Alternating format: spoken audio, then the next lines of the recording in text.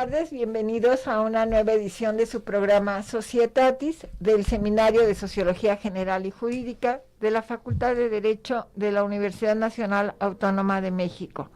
Nuestro reconocimiento al doctor Raúl Contreras Bustamante, director de nuestra facultad, a la doctora Sonia Venegas, secretaria general, y al doctor Israel Sandoval Jiménez, secretario técnico de los cuerpos colegiados, por permitirnos este espacio para estar con ustedes. Asimismo, del canal YUS, tanto a Eduardo como a Rafael, que siempre nos apoyan en estas emisiones, y del seminario a Carlos y a la maestra Amparo, que hacen posible en conjunto que tengamos esta posibilidad del programa y de estar en relación con ustedes.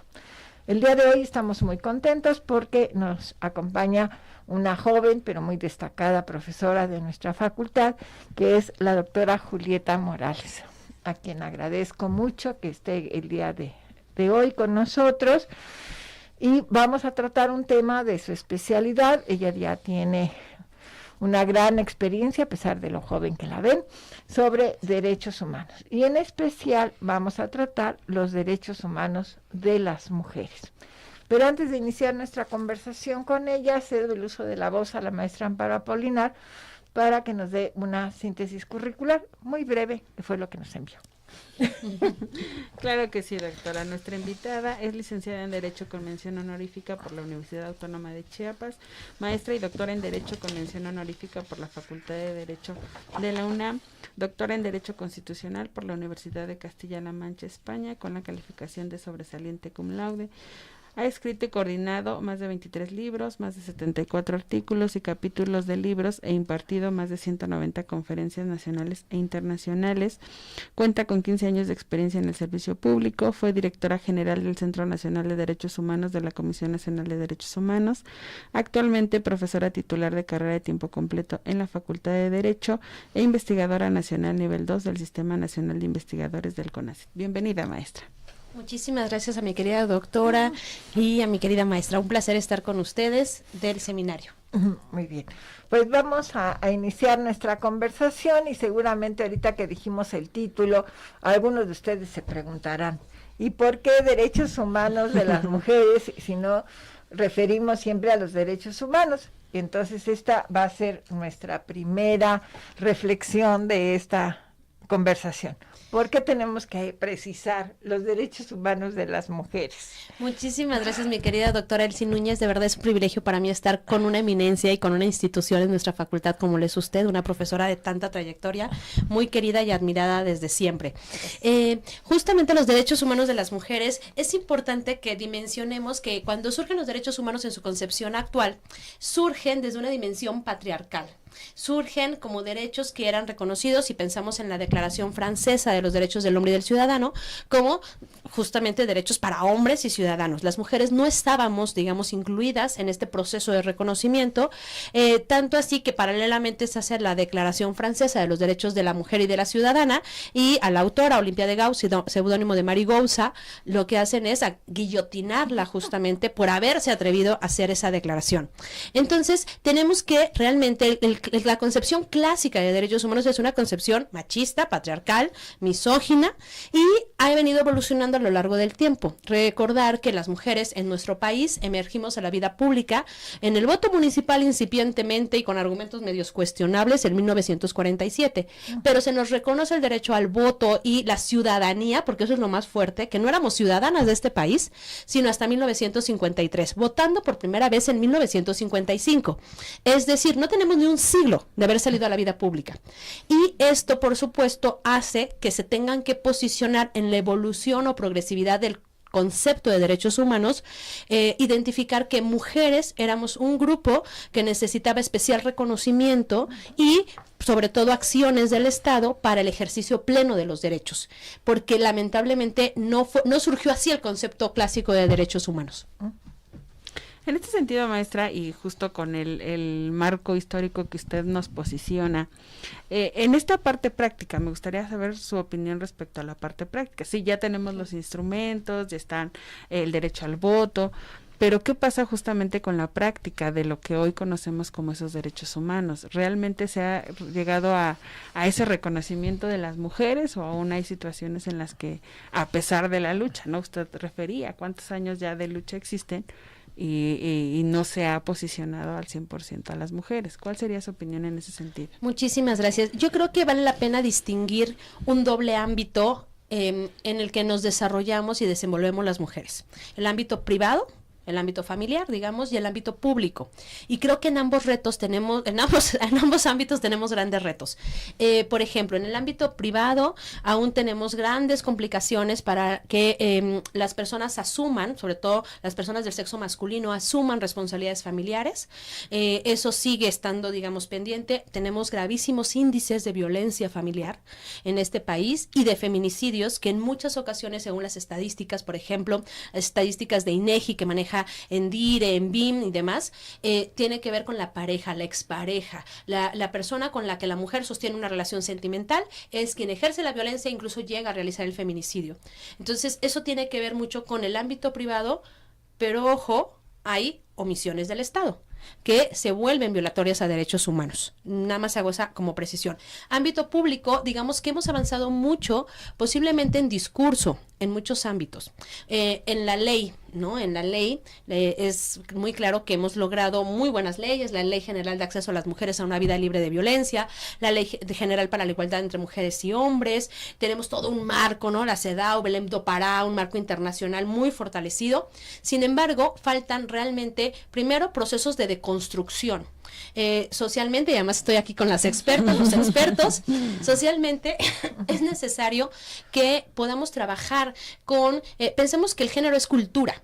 Y entonces resulta que fuimos educados de una manera determinada desde que nacimos. Y entonces cuando, claro, llegas a a la preparatoria, quizás, o a la licenciatura, y quieres tener las primeras clases o impartir las primeras clases de igualdad, de no discriminación, de género, de igualdad entre mujeres y hombres, resulta que tienes que deconstruir todo lo que se aprendió antes. Y lo mismo sucede con personas que están en puestos de toma de decisiones que pertenecen a otras generaciones. Me refiero a juezas, magistradas, magistrados, ministras, ministros, incluso tomadores de decisiones como presidentas, presidentes, gobernadoras, gobernadores y demás. Entonces implica desarraigar todas esas preconcepciones, todos esos roles y estereotipos culturalmente asignados.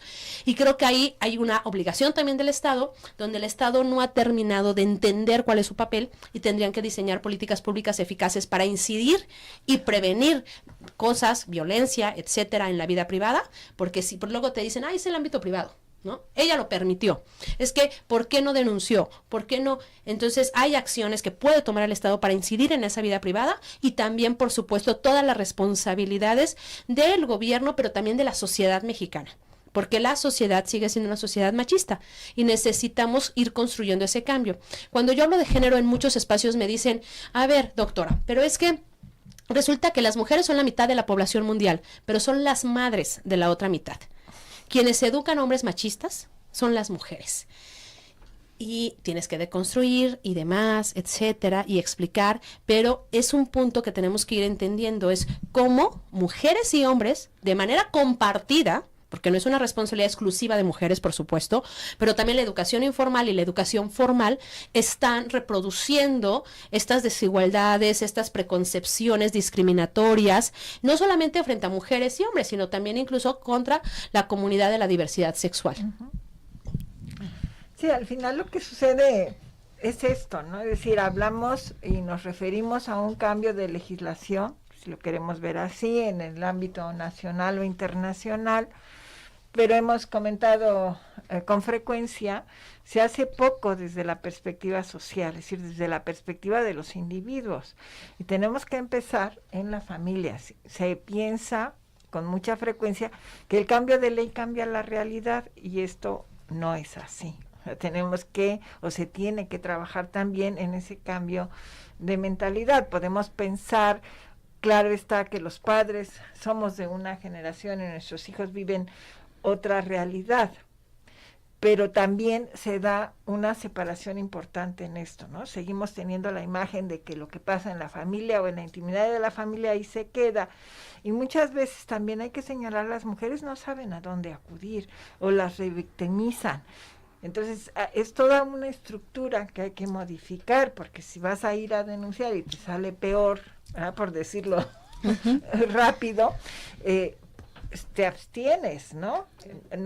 Todavía tenemos esa idea de que no es cierto, no puede ser, esto es de la intimidad, ¿por qué lo estás haciendo público?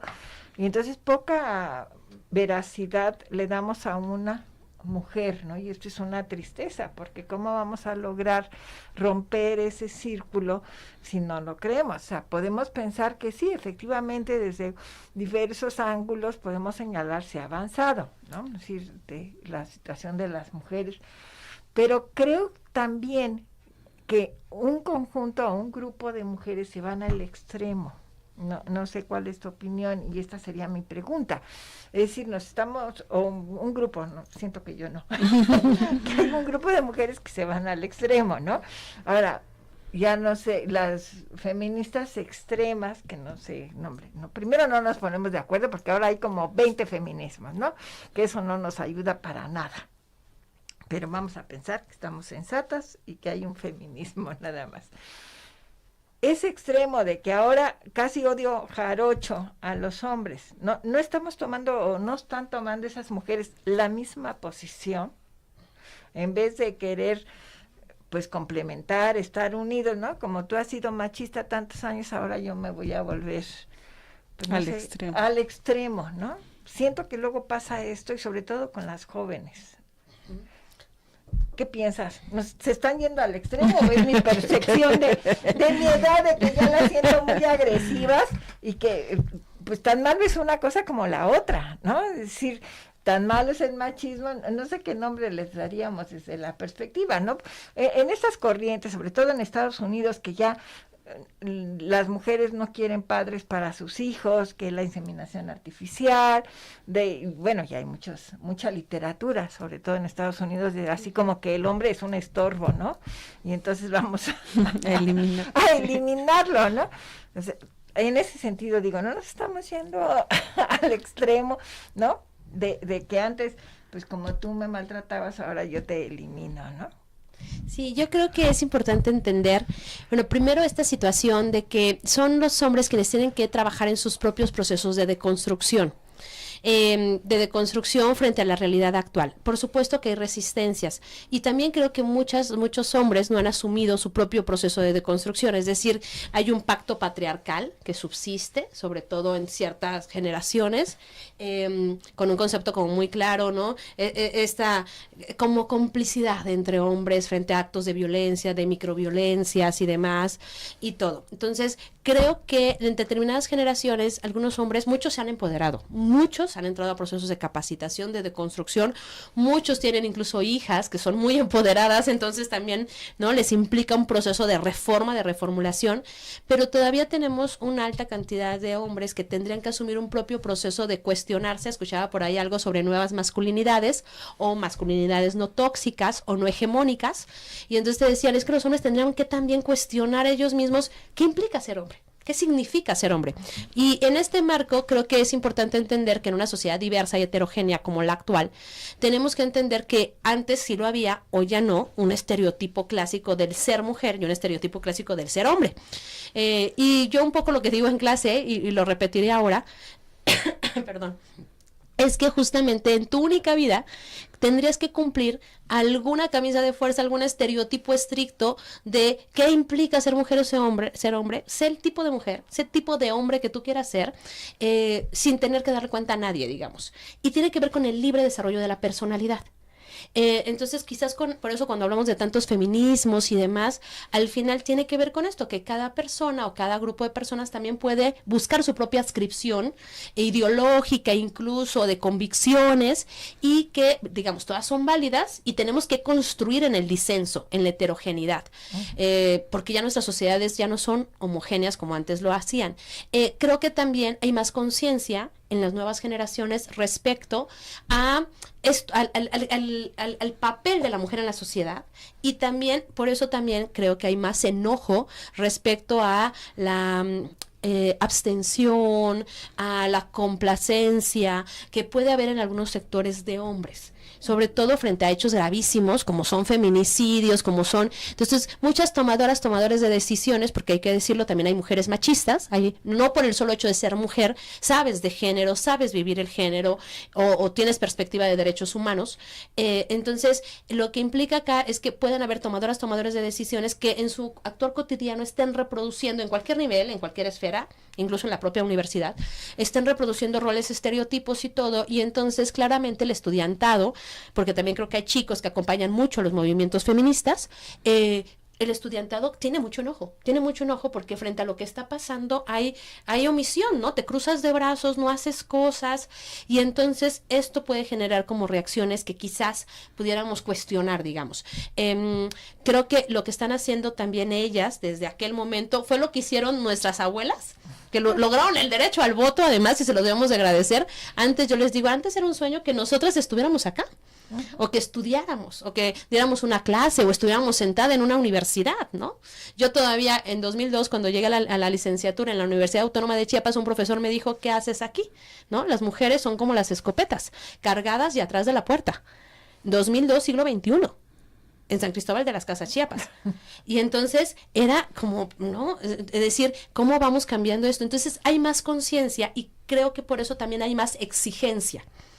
Un poco lo que se trabaja en derechos humanos es ciudadanía empoderada. Entre más empoderada esté tu población, entre más informada esté, más exigente es. Y creo que eso es muy bueno porque tenemos que buscar los canales adecuados para, digamos, encauzar todas esas, ¿no?, iniciativas, todas esas propuestas, todas esas perspectivas. Creo que lo que no podemos hacer es quedarnos en el status quo vigente injusto que para muchos sectores ha prevalecido. No para todos, para algunos sectores. Pero particularmente tenemos a muchas personas en este país, particularmente en esta ciudad, ¿no?, en el mundo, en situación de exclusión y discriminación. Aquí en este contexto, maestra, justamente los cambios al final son generacionales, ¿no? O sea, poco a poco vamos a decir. Pero a mí me interesa saber su opinión respecto al papel de la familia.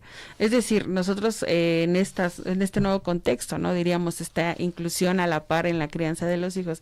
Pero ¿qué pasa, por ejemplo, en familias monoparentales o con mayor tendencia a la familia monoparental, ¿no? O sea, al final lo que tú aprendes en tu familia, pues más tarde lo vas a llevar a la sociedad o más tarde se va a reproducir justamente, y que a lo mejor ahí es donde, diríamos, se perpetúan estos esquemas de desigualdad, estos estereotipos. Pero entonces, ¿qué hacer frente a este panorama? Es decir, ¿tendríamos que seguir abocándonos a decir solo es la familia o tendríamos que hacer como una red de decir, bueno, a lo mejor tú no tienes aquí una figura paterna, pero socialmente, ¿no?, te vamos a acoger de esta manera? ¿Cuál sería su opinión en ese sentido? Ay, muchísimas gracias por las preguntas. Todas son interesantísimas. Todas. A ver, creo que vale la pena hablar de que en 2024, y desde antes, tenemos muchos tipos de familia, como ya has mencionado. Entonces, justamente las familias necesitan no solamente el entendimiento de su diferencia frente al modelo clásico, digamos, de familia, que ya se nos cayó, ¿no? Por un lado. Y por otro lado, entender que tenemos muchas variedades de familias y que hay un problema estructural que tiene que ver con derechos humanos de las mujeres, que es que las mujeres estábamos confinadas a la vida privada. Entonces, cuando viene el proceso del reconocimiento de ciudadanía, derecho al voto, empieza la salida de las mujeres a la vida pública, entonces empieza este proceso de desempeño nuestro. Ahora sí voy a referirme acá, nada más de las tres, en los dos ámbitos, digamos, en el ámbito laboral y en el ámbito familiar. Entonces, hay un gravísimo problema de falta de conciliación de vida laboral, familiar, y alguien también me agregaría personal, porque pensamos que las personas que no tienen hijos no necesitan tiempo para ellas, para ellos, y entonces no, también hay vida personal que tiene que ser, digamos, conciliable. Bueno, entonces, en ese marco, la OIT señala que, pues, las sociedades se diseñaron pensando en que iba a haber una persona encargada de ver que en la casa todo funcionara, y esa persona era la mujer.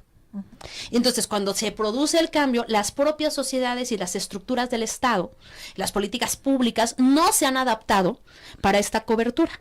El hecho de que pidan por ejemplo, a los hombres no se les reconozca derecho de guardería en algunos espacios.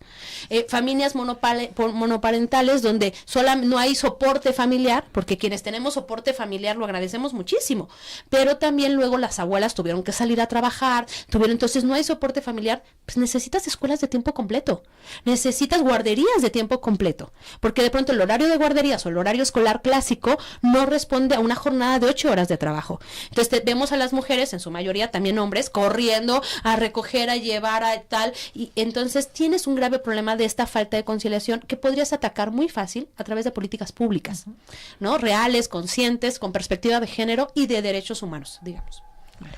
Pues vamos a un breve receso y regresamos con ustedes en nuestra conversación del día de hoy con la doctora Julieta Morales, los derechos humanos de las mujeres. Regresamos con ustedes, estamos en una nueva edición de su programa Societatis con el tema los derechos humanos de las mujeres. Como es habitual en nuestro programa, cedo el uso de la voz a Carlos para responder algunas de las inquietudes de quienes nos favorecen y nos acompañan en esta emisión. Por favor, sí. Carlos. Doctora, muchas gracias. Varias personas de nuestro auditorio, doctora, están interesadas en saber, ahora que mencionó lo de la deconstrucción, algunas otras características que emanan de ello, si considera necesario que haya una deconstrucción desde temprana edad o que, por ejemplo, haya un reforzamiento en grupos sociales como la escuela. ¿Se podría considerar esta opción de algunas formas sociales para la práctica de la deconstrucción? Sí, agradezco mucho la pregunta a quienes nos ven. A ver, creo que sí es importante distinguir que en la niñez particularmente no deconstruyes, sino más bien construyes. Y el problema es que construimos.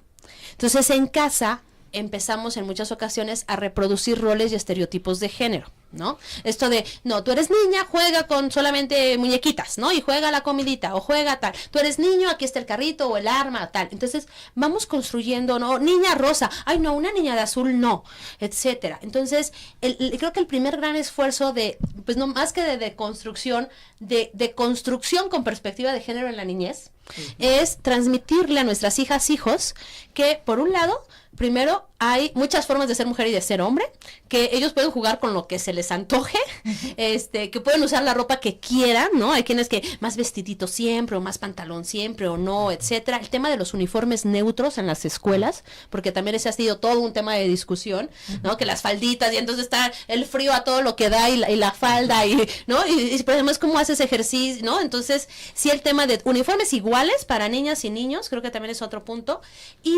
tiene que ver también con qué consumen niñas y niños desde la niñez. Es decir, porque además tenemos toda una industria, digamos, de juguetes, que es muy poderosa, ¿no? Y que además creo que es muy lucrativa también. Y entonces, claro, estas historias clásicas que han ido deconstruyéndose, porque ustedes han podido ver que también ha habido un cambio, no sé, en la última década, quizás 15 años, donde ya se habla de mujeres heroínas, etcétera, pero clásicamente el cuento de la mujer en situación de vulnerabilidad, que la vida la trata muy mal y luego encuentra al príncipe y el príncipe les salva la vida, la rescata y son felices para siempre. Entonces eso se sigue vendiendo y se sigue consumiendo. Entonces muchas niñas y muchos niños, bueno, sobre todo niñas, piensan que ese es su meta en la vida y eso es lo que quieren lograr.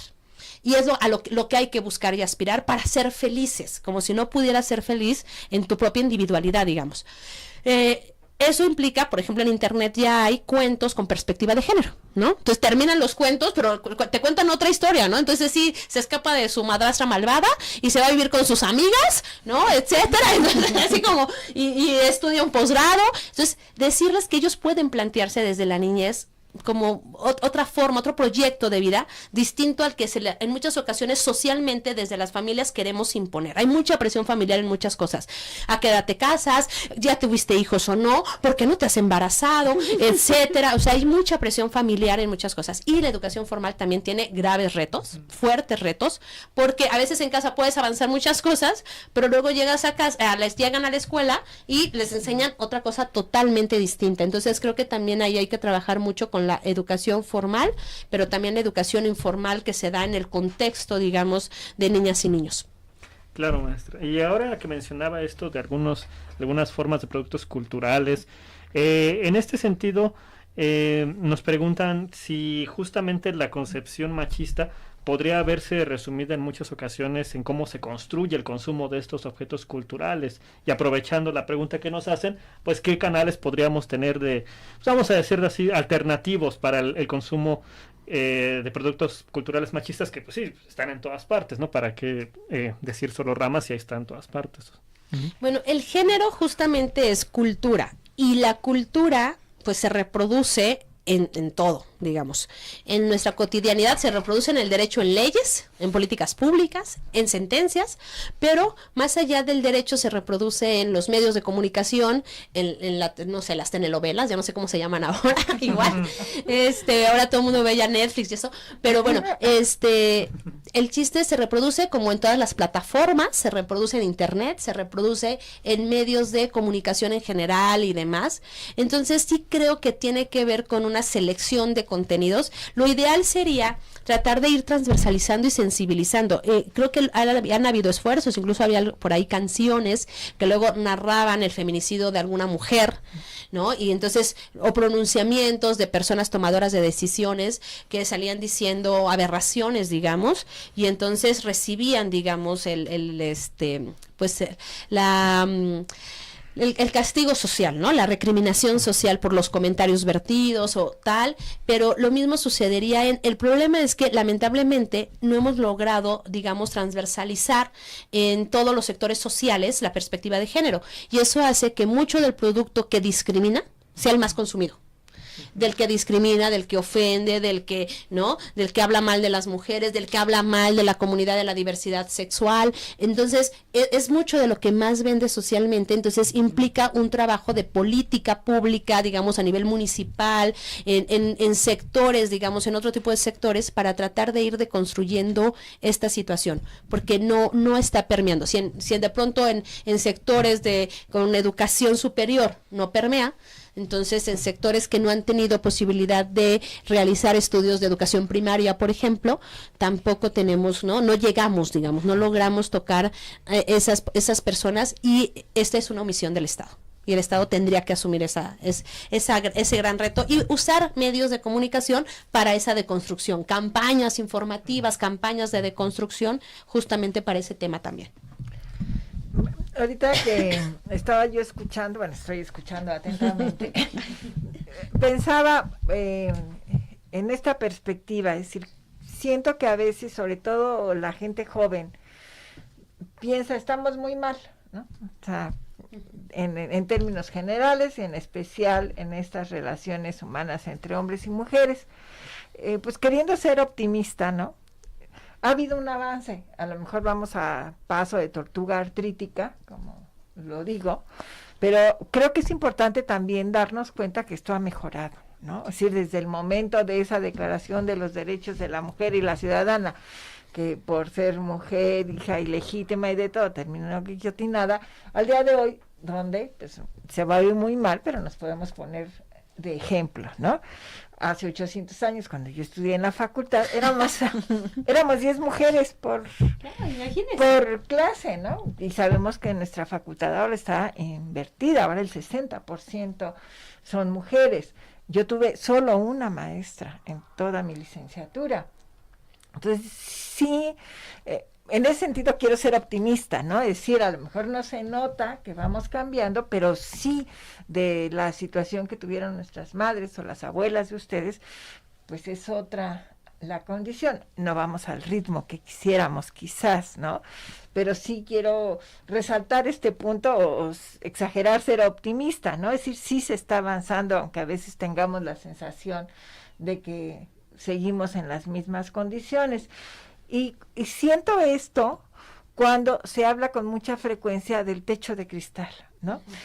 A mí me da la sensación que se piensa que estamos como estábamos hace 50 o 60 o 100 años, y por eso quería destacar.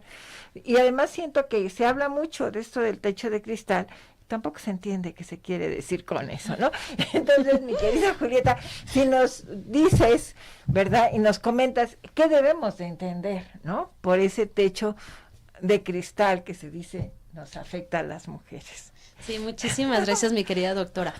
Bueno, en teoría de género se ha elaborado el concepto de techo de cristal para tratar de entender que las mujeres, cuando salimos a la vida pública, vamos muy bien, ¿no? Y empezamos a estudiar y prepararnos y sacamos muy buenas calificaciones y tal, y nos vamos tal vez a un posgrado, a buenos puestos, pero de pronto nos topamos con un techo que es invisible, por eso de cristal, que es invisible pero es estructural y que se identifica con la edad biológica de las mujeres, donde las mujeres tienen que tomar una decisión.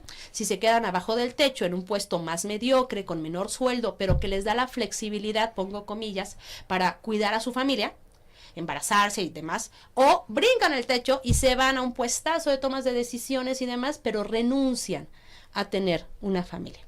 Esa decisión que parecería que puede o debe tomarse, no se le exige a los hombres. Porque a los hombres, primero, no tienen el tema de la edad biológica, pero además no tienen alguien en casa que se encarga de ver que todo funcione, sobre todo cuando están en grandes puestos de toma de decisiones, o digamos se entiende que es a la esposa o a la pareja femenina a quien le corresponde eso.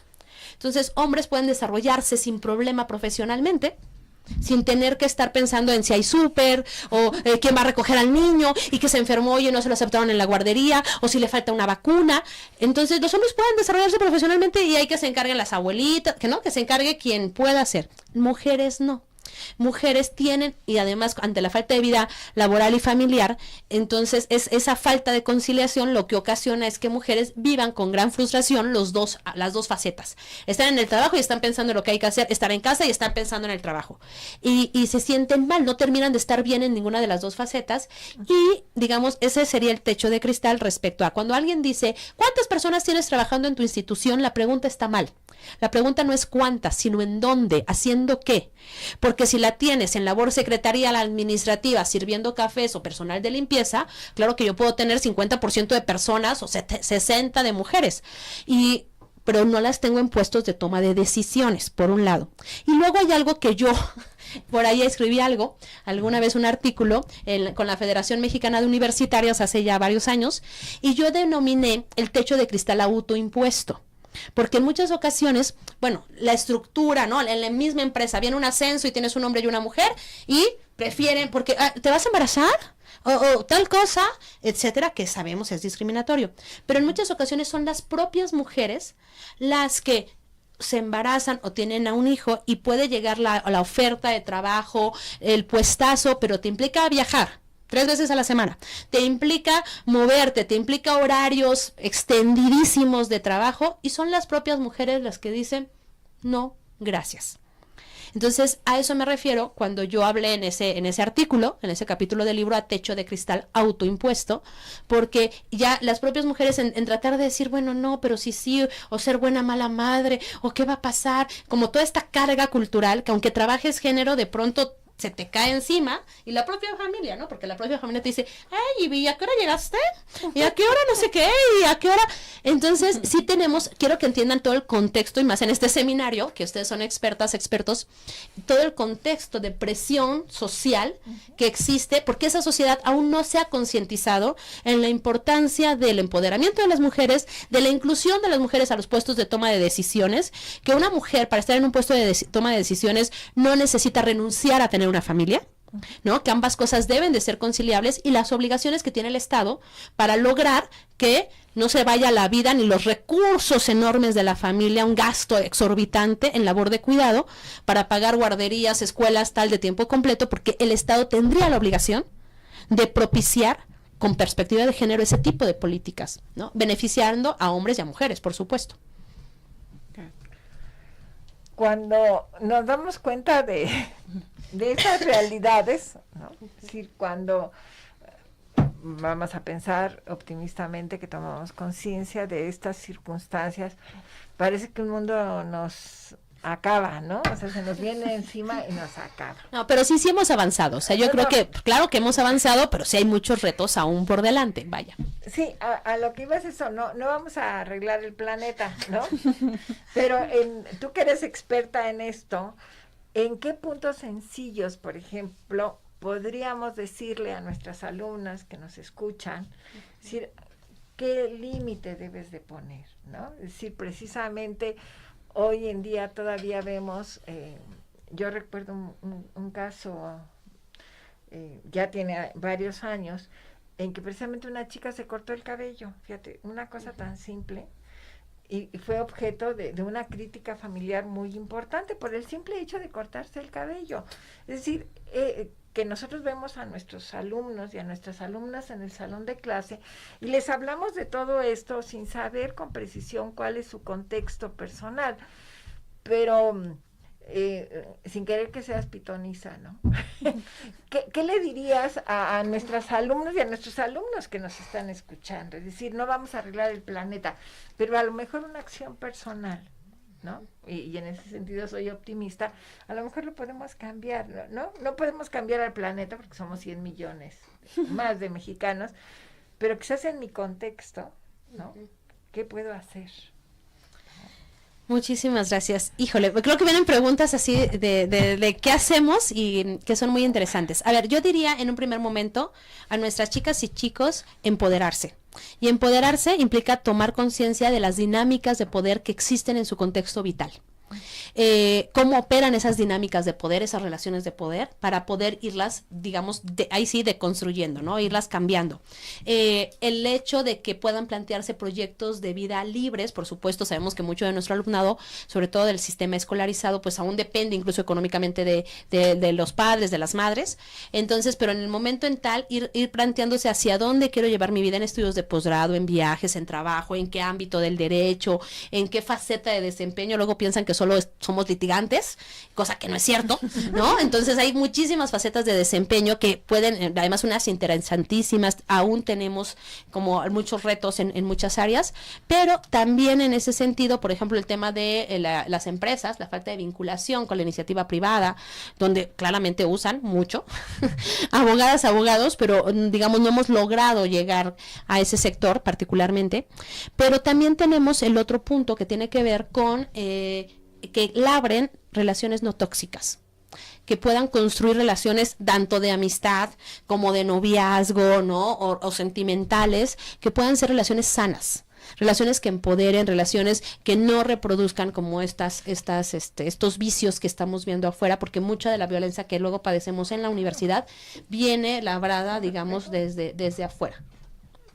Claro que ¿Tenemos alguna otra cuestión? Una última cuestión que teníamos, maestra, iba relativa en decirnos qué tipo de medidas legislativas podrían vislumbrarse, digamos, en este camino de la construcción de un reconocimiento de derechos humanos para las mujeres. Legislativas, híjole. Es que estoy pensando como en muchas, pero de política pública. Pero a ver, yo creo que primero hay que hacer un análisis de las normas. A ver, tenemos un problema en México, que es la pulverización de las normas. Tenemos un problema de dispersión normativa enorme. Hay normas como para todo y demás. Yo creo que hay leyes buenas que podrían fortalecerse en algún punto, pero básicamente creo que el mayor problema no es de la norma. Tal vez sí de normas administrativas, pero no legislativas. Es decir, ustedes recuerdan que tenemos toda la normatividad legislativa, constitucional y demás, pero tenemos toda la facultad reglamentaria en reglamentos, manuales de procedimientos. Entonces, lamentablemente, la normatividad administrativa, que es enorme, todos los reglamentos, todos los manuales de procedimientos, manuales de operación, toda esa norma que le dice a la gente o a las instituciones cómo funcionar cada día, en muchas ocasiones reproducen unos vicios enormes. Y ahí tal vez tendríamos que trabajar más, digamos, desde la dimensión normativa. Y creo que más un tema es de sensibilización, de deconstrucción, de trabajo conjunto, que mujeres y hombres entiendan que el género es relacional e incluyente de ambos y que la cultura discrimina a los dos, discrimina a hombres y a mujeres. Y particularmente en muchas áreas, derecho civil, etcétera, discriminan ampliamente a los hombres con base en roles y estereotipos culturalmente asignados, ¿no? Y obviamente mujeres, que enfrentamos un problema gravísimo de acceso a la justicia, de investigación, prevención de delitos que se cometen en nuestra contra, de falta de conciliación de vida laboral y familiar, etcétera. Entonces creo que habría que distinguir como facetas y pensar qué tendríamos que hacer. Quizás en alguna materia educativa tendríamos que colar por ahí el término. Se hizo en el artículo 3º, se logró hacer en el artículo 3º, pero tal vez posicionar alguna obligación más vinculante para escuelas públicas particularmente, porque ya sabemos que las privadas, pues cada una tendrá su adscripción ideológica, religiosa incluso, pero en lo que respecta a la educación pública, sí poner la obligación de sensibilización, de tal, obviamente la prevención de los temas de acoso y violencia de género en todos los niveles, desde el nivel, ¿no? Desde el jardín de niños, primaria, secundaria, la preparatoria CCH y por supuesto la licenciatura. Creo que es una llaga abierta todavía en este momento, lamentablemente. Aquí, maestra, respecto a lo que usted marcaba como esta idea de construcción en este actuar cotidiano, ¿no? En el seno de la familia, ¿usted considera que sería oportuno ya no referirnos a hombres y mujeres, sino en general a las personas? A ver, hay un proceso que es muy interesante y hemos tenido varias discusiones ahí dentro de los colectivos feministas a los que yo pertenezco, particularmente a la Federación Mexicana de Universitarias, que tiene que ver con algo que se llama el borrado de las mujeres. Entonces, el tema de visibilizar los derechos de las mujeres es fundamental, claro, y por eso el tema de la igualdad exacta, digamos, entre hombres y mujeres ha sido una lucha histórica y que por supuesto no excluye a otros sectores, sino simplemente implica una lucha de mujeres en ese ámbito. Ahora, creo que sí vale la pena también tener en mente que como término neutro se puede usar mucho personas, como término neutro, pero para el tema de políticas diferenciadas, recordemos que hay discriminación directa e indirecta. Entonces hay normas, por ejemplo, políticas que aparentemente parecen neutras, pero no es cierto. En el fondo están discriminando, entonces sí necesitas tener la perspectiva de género y distinguir mujeres y hombres, etcétera, y los impactos diferenciales que esas normas, esas políticas, esas sentencias te generan en mujeres y hombres, y dentro de esos grupos también en sectores, ¿no? Por, digamos, raza, por el tema de pertenencia o no a un grupo indígena, etcétera, etcétera. Entonces creo que sí hay retos, pero creo que debemos de seguir hablando de mujeres porque es un término, pero eso no deja fuera a muchos otros grupos o sectores que hoy se encuentran en exclusión, que sufren discriminación y están en situación de vulnerabilidad y frente a los cuales el Estado tiene obligaciones. Pues mi querida Julieta, como es frecuente en este programa, nos quedamos con el tintero, con muchas preguntas, ha sido muy significativo y creo que va a trascender en quienes nos favorecen con su atención y están con nosotros cada semana. Te agradezco infinitamente que estés hoy con nosotros y este tema que es de plena actualidad y que nos afecta a todos, ¿no? A quienes nos acompañaron el día de hoy, mil gracias por estar con nosotros. Les esperamos la próxima semana en una nueva edición de su programa Societatis y hasta entonces tengan una bonita semana. Gracias.